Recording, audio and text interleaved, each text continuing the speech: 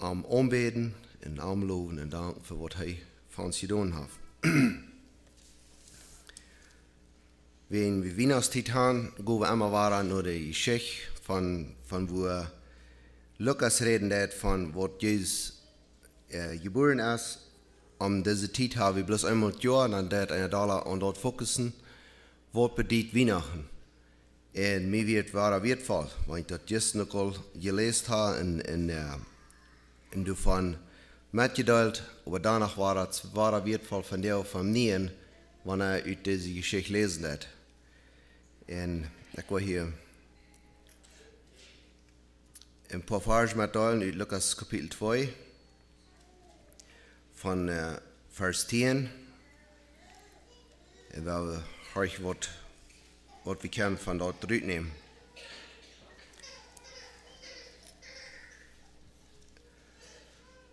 Aber der Engel zu der Hort, aber der Engel sagt zu der Hort, fürchtet nicht, horch, ich bringe Ihnen eine gute, große Friedensnachricht, wozu sich alle Menschen freuen wollen. Jünd erst diese Nacht in David seine Stadt, der Heiland geboren, der Herr Christus.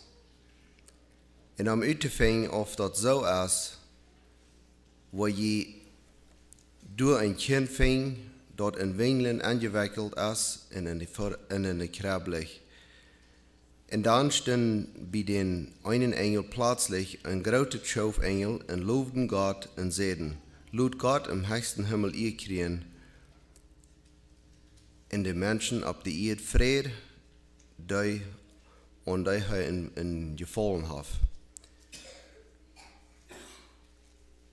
Weil was ja wir uns da freuen, ist, wenn wir uns dort besäumen können, dass wir können nicht anders geraten worden, als dass Jesus kam. Ich glaube, wenn wir daran denken, dass das der einzige Weg ist, dann ist uns dort eine Freude. Dass wir können das Weihnachtszeit feiern, das ist, wo wir uns daran erinnern, wovon wir sind freigekauft worden. Wenn Jesus nicht gekommen wäre, dann würden wir hier von ja nicht können, diese Gemeinschaft haben. Dann würde die Freudigkeit, was wir von der können feiern, in der Gemeinschaft, würde dann nicht durch sein. So Gott hat ein Weg aufgemerkt, dass wir diese Gemeinschaft können haben, muss uns dort eine Freude geben. Hier taub zu sein. Und ich dachte auch, dass ich wieder lesen, dass ich diesen, wo wir wieder gehen, dass wir Vers 41 und 42, dort sehen Sie es, dass wir die Zeit, als Jesus all 12 Jahre alt war, seine Eltern reisen alle Jahre nach Jerusalem zum Passafest, als er 12 Jahre alt war, gingen sie, so als gewöhnlich, nach Jerusalem zum Passafest. Und ich dachte so, diese wieder ans Limit erinnern, das wird sie gewöhnlich deuten. Und wir haben gewöhnlich existiert, wir haben gewöhnlich immer Weihnachten. Aber das ist eine Ursache, warum haben wir Weihnachten? Das soll uns nicht bloß gewöhnlich sein, aber das soll uns dazu dienen, dass wir uns erinnern, wovon wir geraten sind. Dass Jesus heute ist, der uns geraten hat.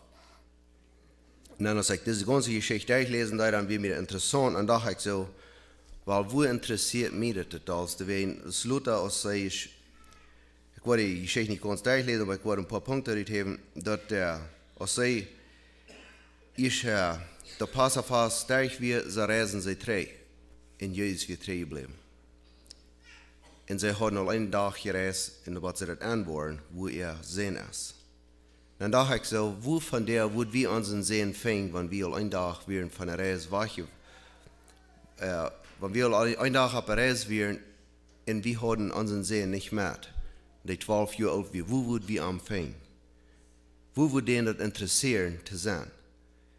Haben wir unsere Kinder darauf angewiesen, dort irgendwo das interessieren, im Gotteshaus zu sein?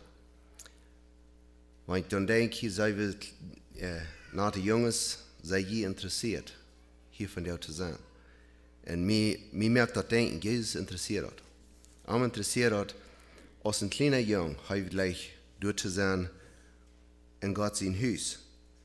in Vers 49 heute noch ein Vers lesen. Hij zegt aan, waarom zag je naar mij? Wist je niet dat ik in mijn Vader zijn huis zijn muss? So, wenn wir als gläubige Menschen, wir sind nicht Kinder Gottes, wir haben ein Verlangen, hier krieg in diesen Tag von der Gemeinschaft zu haben, wenn wir dort nicht immer alle Posten haben, aber ich glaube immer weiter, wenn wir kicken, dort, wenn uns Drief ist, Gott nur zu folgen, dann sehen wir auch die Städte, wo wir können, kriegt diese Gemeinschaft haben. Und ich glaube, das soll uns eine Anspornung geben, kriegt es zu Weihnachten, dort, wenn wir Gemeinschaft haben und uns als Families, ich glaube, dann sollen wir uns das immer mitteilen, von was haben wir belebt, was ist das Belebnis, was wir belebt haben von Jesus, dass wir das nicht wollen vergessen, wo er gekommen ist. Ja, wir wird fallen Dank, was ich gehört habe, wo interessiert mich das totalste. Und ich dachte, ich muss mich fragen, was ist bei mir Nummer 1? Ja, das war wichtig, wohl mit von Gott sie wird mitteilen. Und kann ich fragen, dass du Dinge werden zu bekannt machen von dir, du wirst nicht, glaube ich, das sagen, was wir werden, wir hatten gestern. Und so, von der haben wir dann, bloß wo wir übergehen zu der Botschaft, aber abstunden zum Gebeten, dann gehen wir über zu der Botschaft.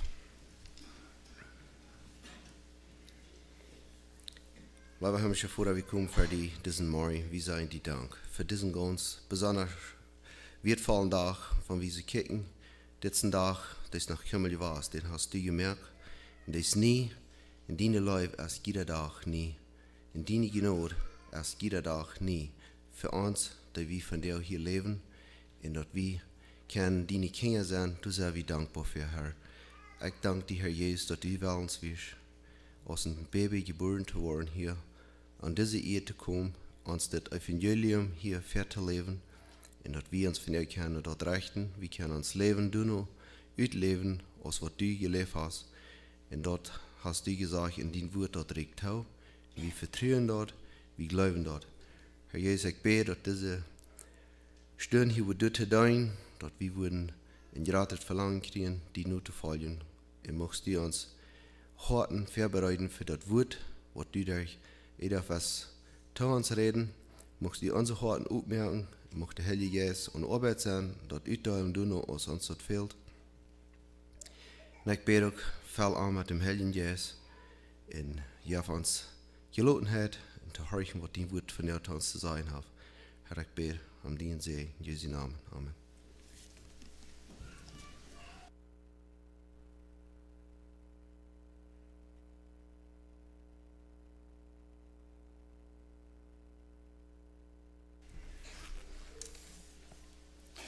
Good morning.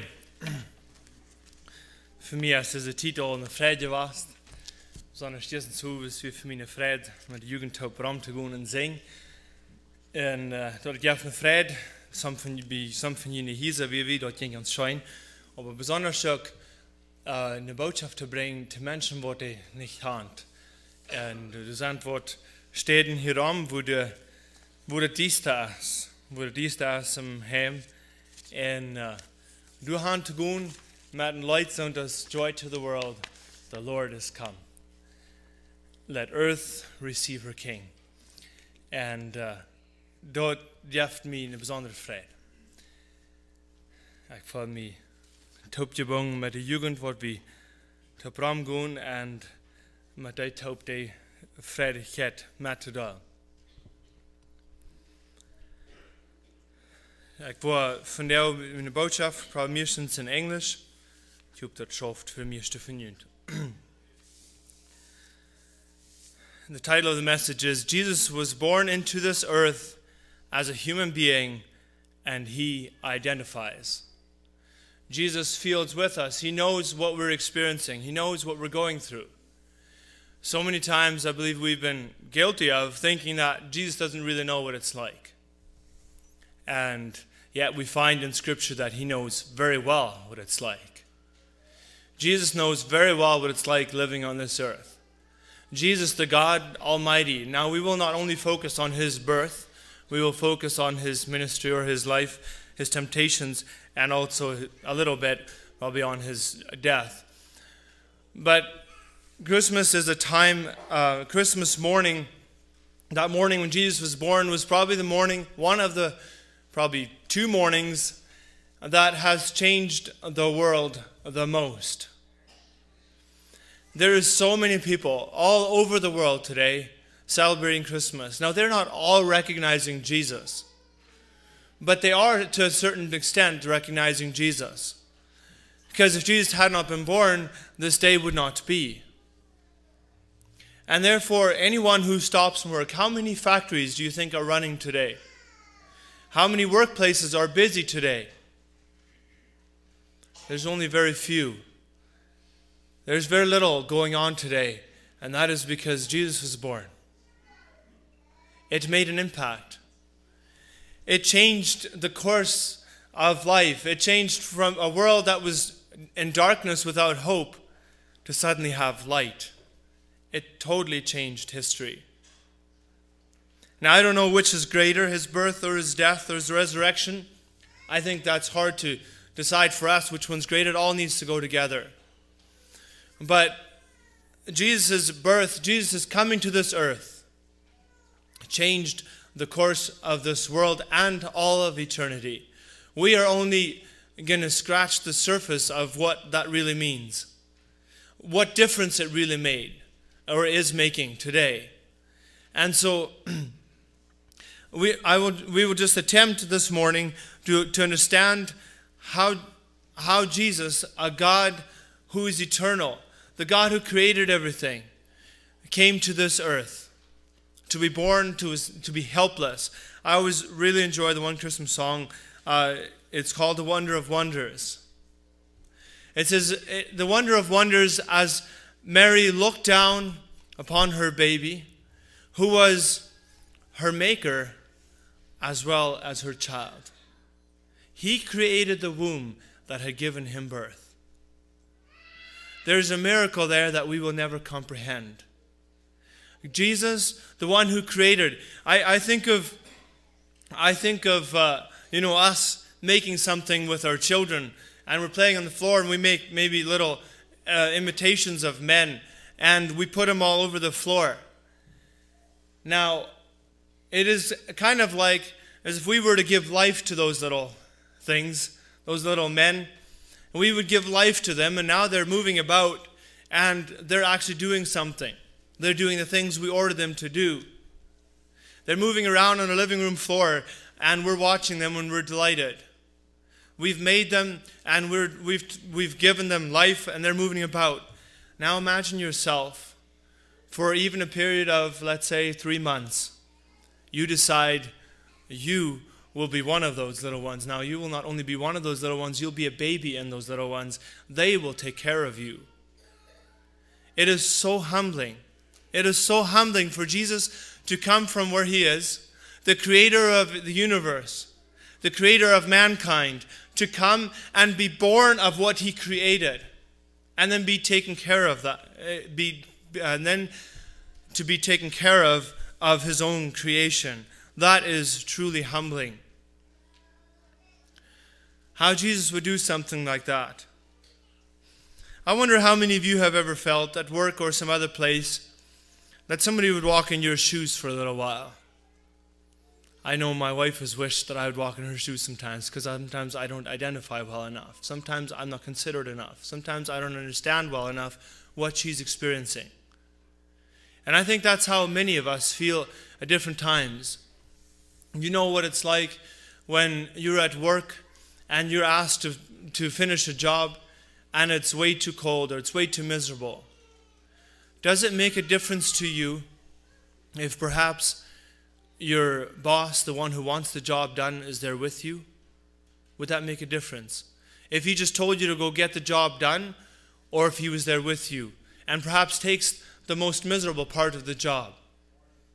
Well, that's partly what I hope will help us understand what Jesus did. He walked on this earth to identify with us. He came to this earth so that he would know what it's like.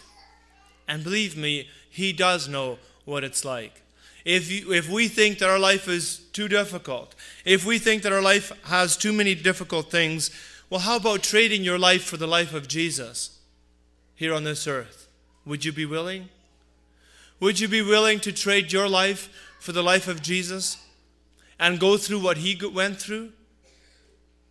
I think most of us, or probably all of us, would quickly say, no, I'd rather live my life. It is not as difficult.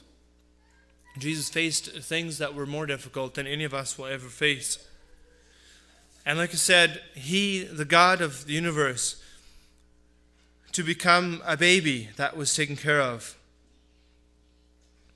It says in Hebrews 2 verse 16 that for verily he took on him the nature of angels, not the nature of angels, but he took on him the seed of Abraham.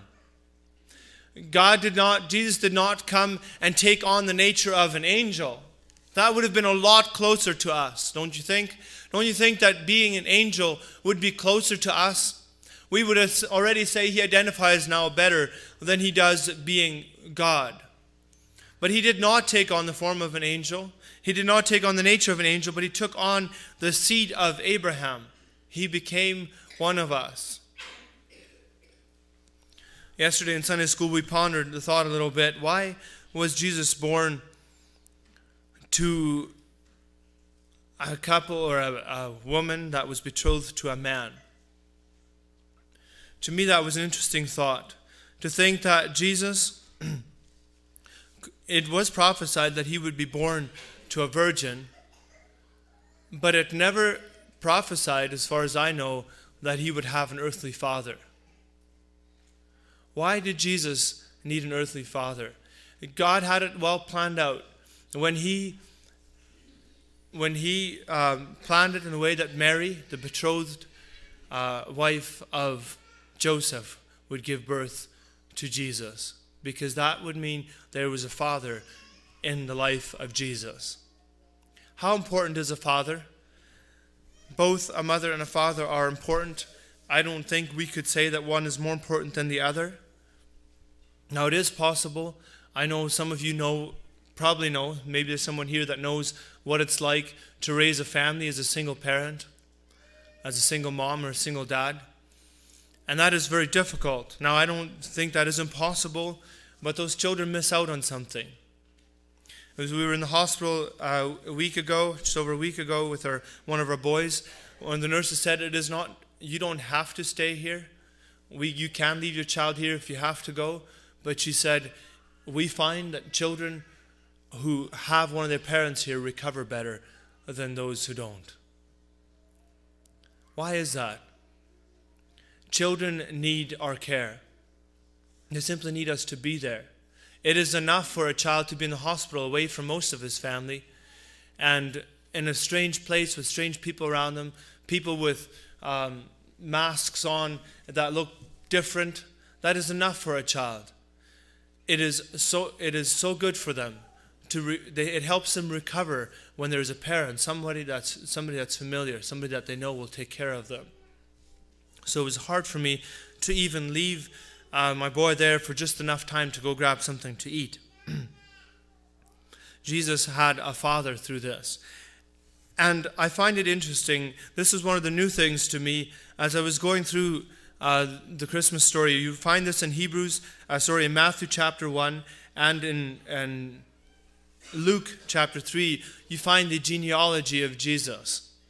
You find this list of names, and Joseph, whose father was Jacob, and Jacob, whose father was, and so on. And one of them goes all the way back to Adam, and it says, and he was the son of God. So it made a full home run. But what I find interesting is that whole line of fathers was not the line of Mary, it was the line of Joseph. And it says in Luke that he was the supposed son of Joseph. Jesus even took on the reputation of a human family. He belonged to a human family. Jesus could have decided, I don't want that genealogy in the Bible. Have you ever thought of it that it's humbling for Jesus to be in that genealogy? There's a long list of names, and he was a son of, and he was a son of, and he was a son of. And then Jesus being supposed son of a man. Now Joseph wasn't truly his birth father, but Joseph was his father. And he was the supposed father of Jesus. People around home supposed that he was the son of Joseph. I don't know how many of you experience this. I think this is not uncommon in any of your families. That if a child acts a certain way, you would say something like, "Dat krijgt is een ungar het half." Or "That's just like a little Bamman." Or "That's just like a Thiessen." Is that very strange? I don't think so. We see people acting a certain way and we say, just like. Just like. Some of those things are positive and some of them are negative. You know, a child goes and goes into a corner and hides away, and it's because it's angry and upset. And you're like, "Oh, that's just like," and we shouldn't say it out loud. But you know that Jesus took on a reputation of a family? Now, I don't think Jesus went into the corner and pouted necessarily. I don't know for sure what Jesus was like as a child. The Bible tells us very little of that. I believe he was very human. I believe he was totally human. Although he was also totally God, right from his birth. He was totally God. He was also totally human. And the Bible tells us that he learned obedience. I don't know how he learned that. But the Bible tells us he learned obedience. Now, I never want to give the impression that Jesus was a rebellious child. I never want to give that. I don't believe that's who Jesus was. Not at all. But the Bible does tell us that he learned obedience. It tells us that he went home with his parents after that experience at the temple, and he was obedient to them. Jesus was obedient to his parents. When he wanted to do something and they said, "No, not now," he was obedient. Jesus, the Almighty God, was obedient to a mom, was obedient to a dad. Not only that, he took on the reputation of a family. We see that later on in a few places. We see that Matthew 13, verse 54 and 55, it says, "And when he was come into his own country, he taught them in their synagogues, insomuch that they were astonished and said, Whence hath this man this wisdom and these mighty works? Is not this the carpenter's son? Is not his mother called Mary, and his brethren James and Joseph and Simon and Judas?" These people knew Jesus. They knew his family. They knew whose son he was. They knew what his father's occupation was. They said, "Isn't this Jesus, the carpenter's son? What's he doing teaching in the temple?" See, he's got a reputation of a carpenter's son. He does not have the reputation of a Pharisee's son. He has a reputation of a carpenter's son. Now, I don't know that that was bad necessarily, a bad reputation, but it wasn't anything very out of the ordinary. It was quite ordinary to be a carpenter's son. He took on that reputation. He humbled himself. That is humbling for a God, isn't it? Isn't it humbling for God to be on this earth and to be called a carpenter's son? He understands. He knows who we are. Is not his brethren James and Joseph and Simon and Judas? Do you know, to us the name Jesus is special, very special. But I'm under the impression that there was more boys whose name was Jesus during his time. In other places it says his name shall be Emmanuel, which means God with us. So maybe there wasn't others who were named that. I don't know. But the name Jesus, I believe, would have fit right in with James and Joseph, Simon and Judas. I do not think that the people, by just hearing his name Jesus, knew that he was the Son of God. He was one of them. Now, I don't know. It has been said that even boys who are adopted sometimes walk like their dads. And you wonder how that's possible. But I believe it's from observing them. Can you imagine that just for a minute that maybe Joseph had a certain kind of limp, or he had a certain way of walking?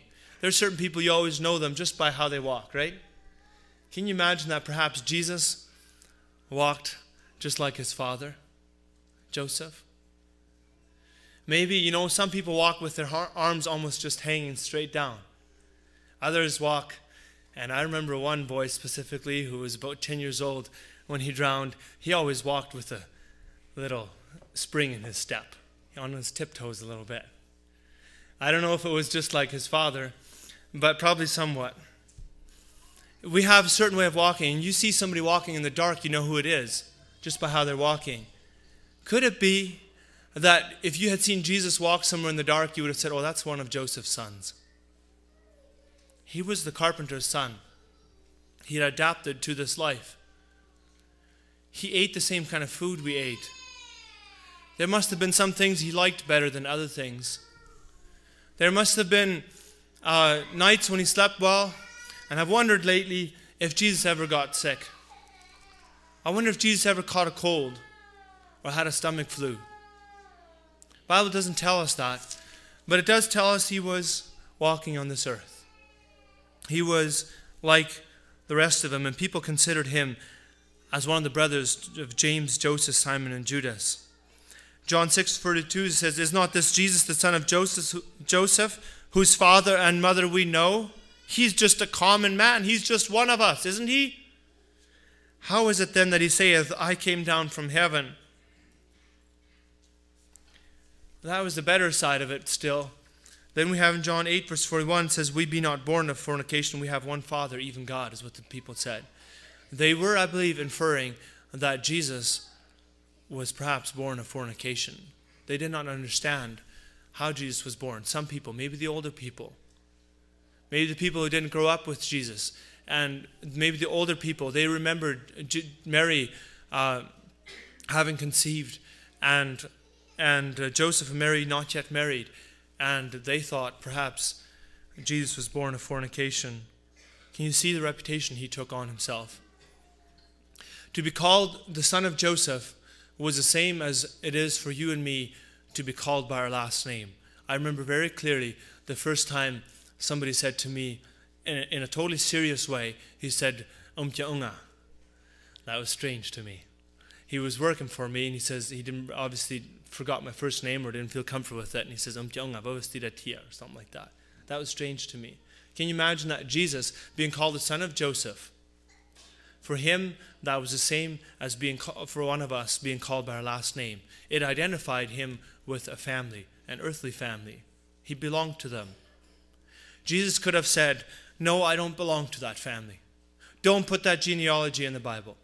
That's not me. You know that I'm not the son of Joseph. That doesn't go in the Bible. But it is in there, and in fact it's in there twice. In Matthew chapter 1 and in Luke chapter 3, I believe it is. Not only did Jesus take on the reputation of a family, of an earthly family, but it says he was tempted like as we are. And I marvel at this all the time when I read of how Jesus was tempted. And again, it says he was tempted and he learned obedience. In Hebrews 5 verse 8 to 9, it says, though he were a son, yet learned he obedience by the things which he suffered. And being made perfect, he became the author of eternal salvation unto all them that obey him. Jesus became obedient. Did Jesus really need that? I would like us all to turn to Matthew chapter 4 and just go through the first verses there that speak of how Jesus was tempted. It tells us there that Jesus was led into the wilderness by the Spirit to be tempted of the devil. When it says that he was led by the Spirit, it gives the cross-references to Philip being taken to the eunuch. He just went from one place to another. It gives cross-references of prophets who were just caught up and were gone to a different place. And that's when it says here, he was taken by the Spirit into the wilderness. Jesus, as if he was caught up and he was suddenly in the wilderness somewhere, and he was tempted of the devil. Now, I was wondering, we read here in Matthew that when he hadn't eaten for 40 days, he was hungered. So it almost sounds like these temptations that we read of here were at the end of those 40 days. But if we read in Luke 4 verse 2, it says, he was 40 days tempted of the devil.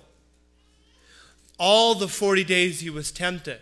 He was not just there 40 days, and then at the end of the 40 days, he had these 3 temptations that are recorded. Now, I don't know if these 3 temptations that are recorded here in Matthew chapter 4, if they are the only temptations he faced, but I would rather think that perhaps he was tempted with all kinds of things throughout these 40 days, and then these were the 3 maybe peak temptations at the end of the 40 days when it all ended. But Jesus was taken into the wilderness. He was led by the Spirit into the wilderness to be tempted of the devil. Now, one interesting comment we had in Sunday school yesterday in the commentary was that the one difference was that Jesus was never tempted from within. He was tempted from without. So it says he was tempted by the devil. Now, when we are tempted, we're also tempted by the devil. And yet, the Bible tells us we are carried away by our own flesh, by our own desires.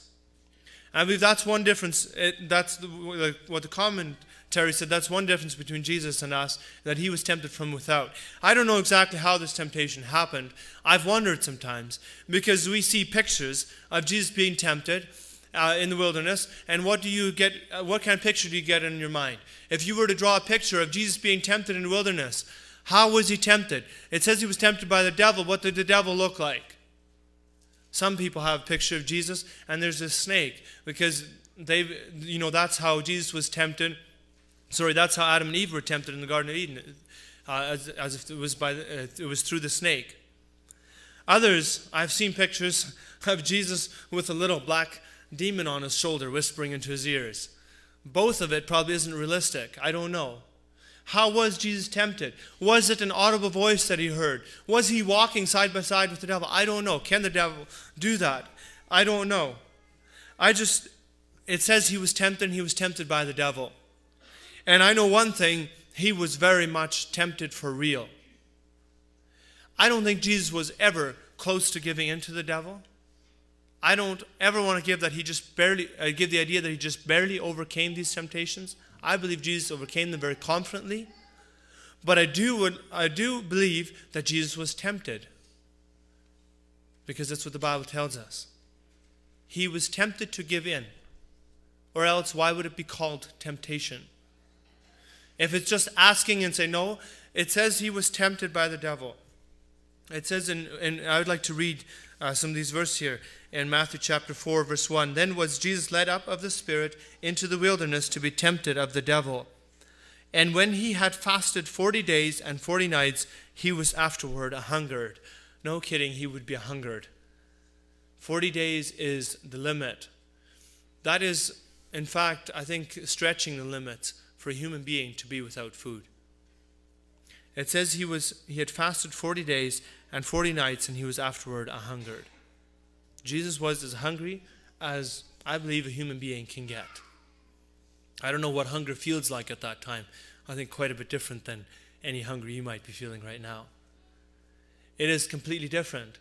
It might be painful by that time. Maybe it's completely different. I know after a day sometimes a hunger is kind of gone. Yeah, you would like food, but it's different. It's different. I don't know how it felt. But it says Jesus was hungered, and I believe he was hungry. There's no doubt about it. He was hungry. And it says, and when the tempter, so here again, this is confirmation that he was tempted because there was a tempter. And when the tempter came to him, he said, if thou be the Son of God, command that these stones be made bread. Jesus' temptation, in short, was to make bread out of the stones. What was wrong with that? I remember often thinking, what was wrong with that? Would it have been wrong for Jesus to make himself some bread after 40 days without food? What's wrong with that? It seems like that's not a real temptation, is it? That's not the kind of temptation we face. It's not even a temptation to do something wrong, or was it wrong? Some have suggested that it was only wrong because the devil tempted him. I'm going to suggest that the devil did not just tempt him to do something even if it was good so that he would obey. I believe the devil was tempting him to do something that was wrong of Jesus to do.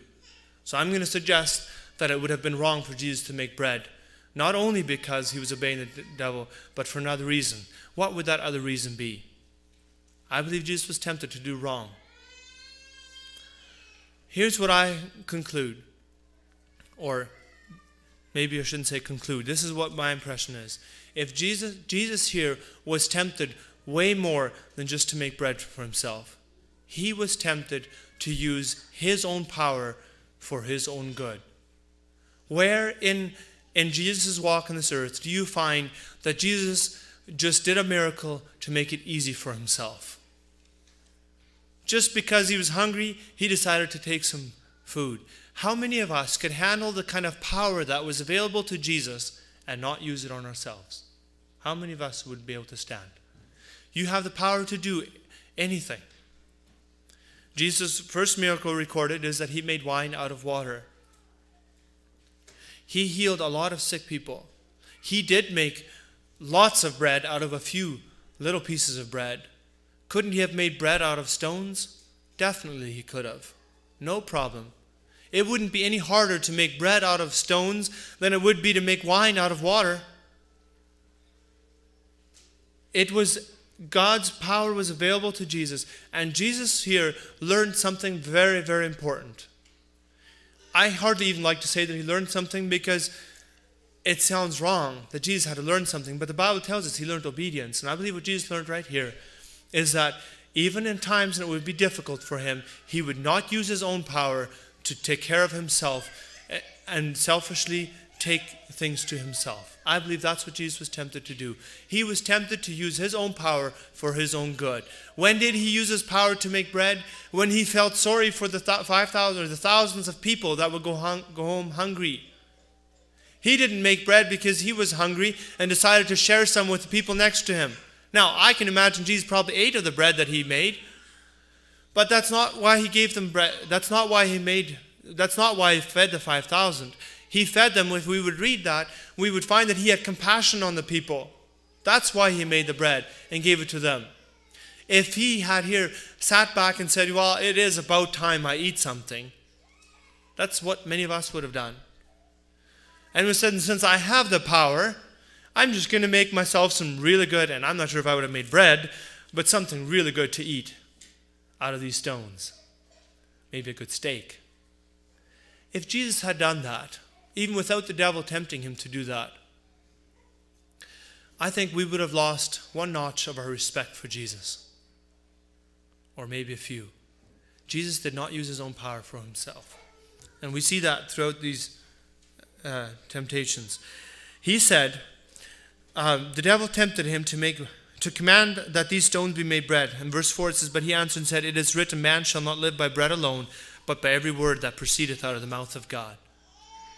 I've wondered, what does it mean that man lives by that which proceeds from the mouth of God? It says he does not live by bread alone, but by that which proceeds from the mouth of God. I thought about that quite a bit, and I don't know that I understand this for sure. But it takes us back. This is actually a scripture reference out of Deuteronomy chapter 8, verse 3, and you can turn there if you'd like. But it says there of God, and it says, and he humbled thee. This is God speaking to the Israelites.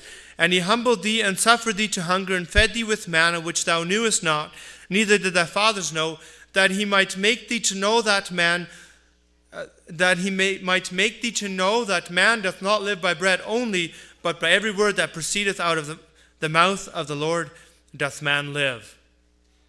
God taught the children of Israel that you will not take care of yourself. I will provide for you. I believe one thing Jesus was saying here is that man does not live by bread alone. He doesn't have to just go after bread. God will provide. But I believe another thing he was saying that ties together with the time he was sitting at the well of Jacob and the Samaritan woman comes to him. The disciples have gone to the city to buy food, and they come back and they want to feed Jesus. And what does Jesus say?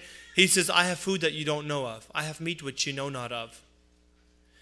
And they're like, what did you get to eat? Did somebody bring him food? This was puzzling to them because they were in a Samaritan country. Who would have brought Jesus something to eat? And then he says, my meat is to do the will of him that sent me and to finish his work. Jesus is saying, don't worry about food so much. God can provide, and he's saying, my meat is to do the will of the Father.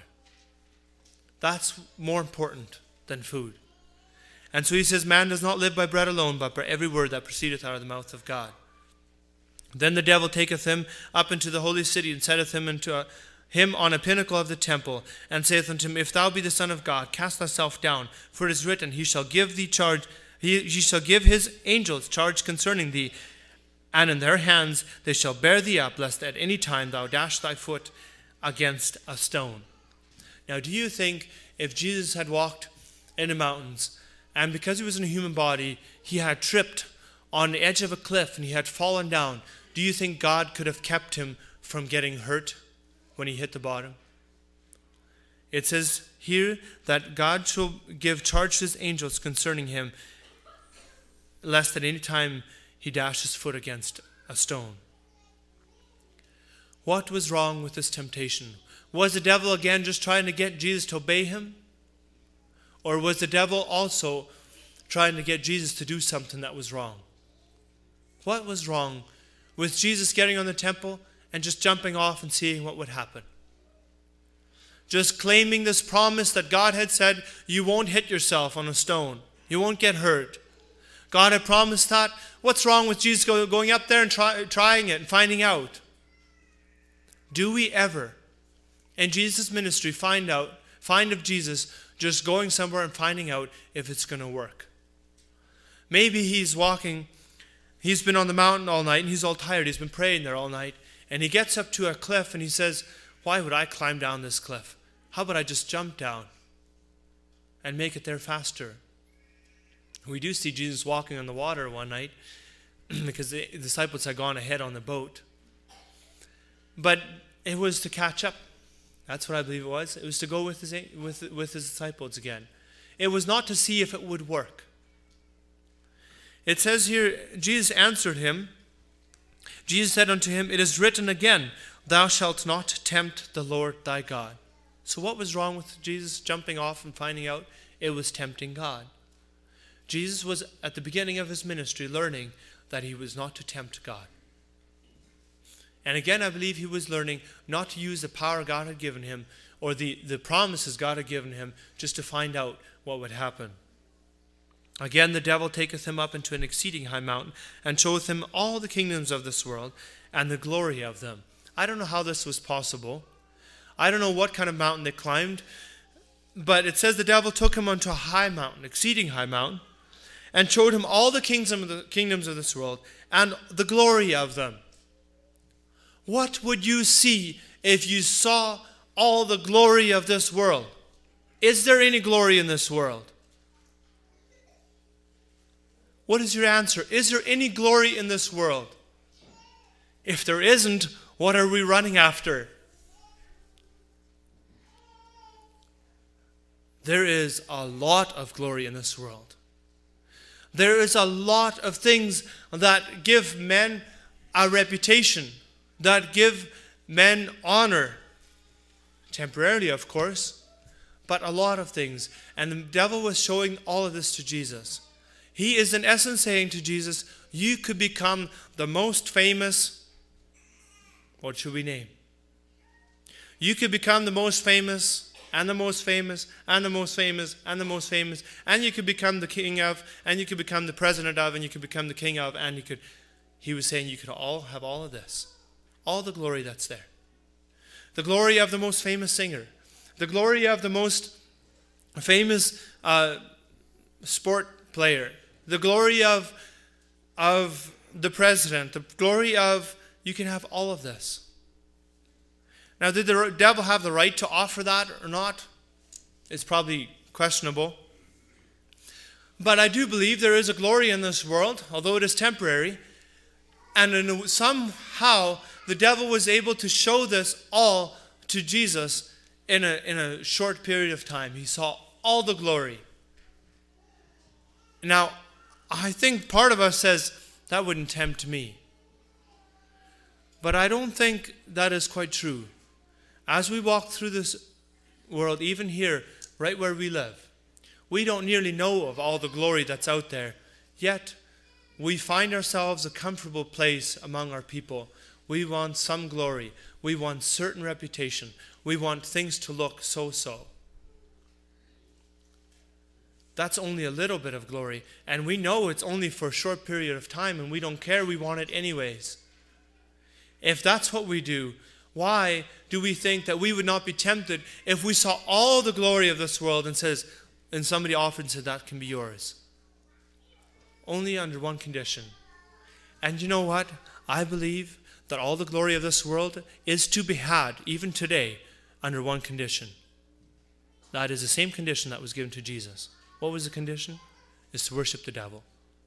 You don't have to worship him long, but just worship him. And you can have a lot of glory.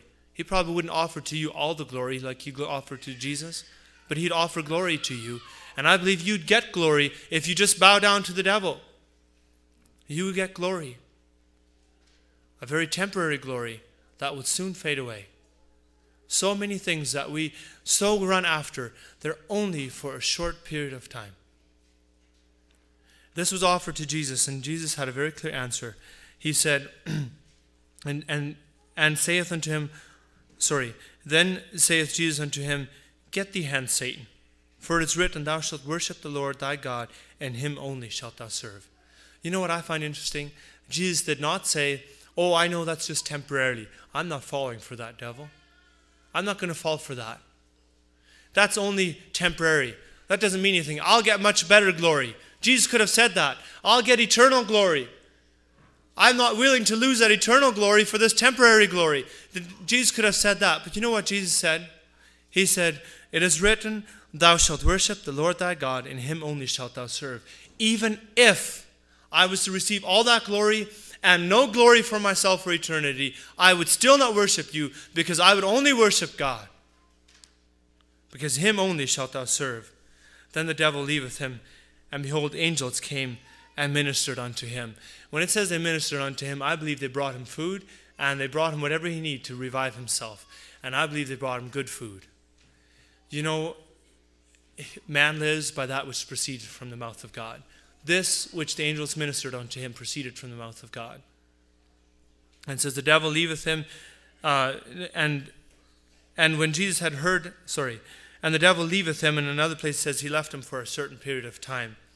Jesus was tempted to glorify himself here on this earth. To do that with the power that was given him. Jesus never floated above everybody else and just hovered over everybody else and said, look at me, I don't have to walk on the earth. He walked the dusty roads of this earth. He didn't float ahead and say, come on disciples, hurry up a little bit. He walked with them. He didn't say, oh, I don't need food. He did say that one place, his food was that to do the will of the Father. But when he was hungry, he ate the kind of food his disciples ate. He wasn't hungry because he was doing the will of the Father. But when he was hungry, he ate that which his disciples ate. I'm sure it was very simple sometimes. Probably not nearly always. He was at feasts in different places. But sometimes I'm sure it was very simple. He just filled his stomach with the things that were there.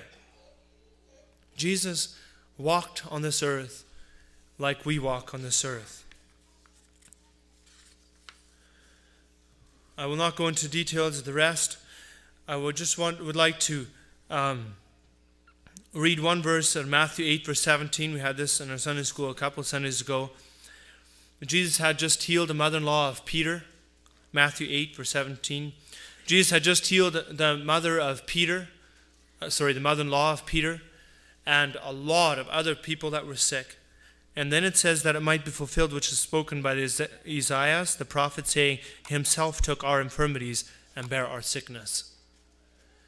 I always thought that spoke of when He suffered and died for us. But it's when He healed the people that it says of Him that was the fulfillment of Him taking on our infirmities. You know what? I think some rich people, some very important people, they would not bother with our sicknesses. They wouldn't like to be around us when we're sick. They would like to keep their distance. Jesus identified with the sick people. he pitied them and he healed them. He took on our infirmities and he bare our sicknesses. Did he get sick himself? I don't know. But he identified with sick people. He felt sorry for them. He took time to heal them of all manner of sicknesses, it says. He took care of them. And we see some very wonderful stories come out of that. And then we see in Philippians 2 verse 8 to 11 says, and being found in fashion as a man, he humbled himself and became obedient unto death, even the death of the cross. Wherefore God also hath highly exalted him, and given him a name which is above every name, that the name of Jesus every knee should bow, of things in heaven and things on earth and things under the earth, and that every tongue should confess that Jesus Christ is Lord, to the glory of God the Father. It says, and being found in the fashion of man. I hope that's what we have seen this morning, that Jesus was found in the fashion of man. What is the fashion of man? It isn't very wonderful. It's quite limited. That's what he was found as. He humbled himself and became obedient even unto death. I've said this before, but if there's anyone in here today that knew he was not going to die, he would elevate himself above the rest of us here. I'm sure that would happen. If you knew that you would not have to die, you would feel yourself somehow more important than everybody else. But we all know that we're all going to die one day. We're all going to get old and we're going to die. That's going to happen to each one of us if Jesus doesn't come back before that. So we're all going to die. And Jesus had to surrender himself to die. That's not an easy thing. And that he did not only any death, but he did that death on he took on himself a death that was the most humbling death, and that was a death on the cross. A death on the cross was no honorable way to die. The only reason we think it's honorable is because we know Jesus died that way. That's the only reason it has become honorable. But to die on a cross was not an honorable way to die. It was a very, very humiliating way to die. Jesus did not only humble himself to die, but to die a very humble death. He didn't die in a fancy hospital on a beautiful bed and then get put into a casket with all his, with a suit and a tie. He hung on a cross without any clothes on, beaten up, ugly. That's a kind of cross. That's a kind of death he took on himself. I hope we see that Jesus identifies with us. Wherefore in all things, this is Hebrews 2 verse 17, wherefore in all things it behoved him to be made like unto his brethren, us as his brethren, that he might be a merciful and faithful high priest in things pertaining to God, and make reconciliation for the sins of people. So this is why he did that he would be merciful. He understands. For in that he himself has suffered being tempted, he is able to succor them that are tempted. If you are being tempted today, and I mean by tempted, not only tempted to sin, but even tempted as you go through a difficult time, Jesus understands. He says he did this, he suffered being tempted, so he is able to succor them that are tempted. Hebrews 4 verse 15 says, for we have not a high priest which cannot be touched with the feeling of our infirmities, but was in all points tempted, like as we are, yet without sin. Jesus took on himself the reputation of a human being, a family. He belonged to a human family. He was born as a child. He was taken care of by a mother and father. Jesus was tempted in the wilderness by the devil, and he feels with us when we're sick. He died like we will die, and he died a very humble death that no one will outdo. Therefore, we have not a high priest which cannot be touched with the feeling of our infirmities, but was in all points tempted like as we are, yet without sin. Let's stand up to pray.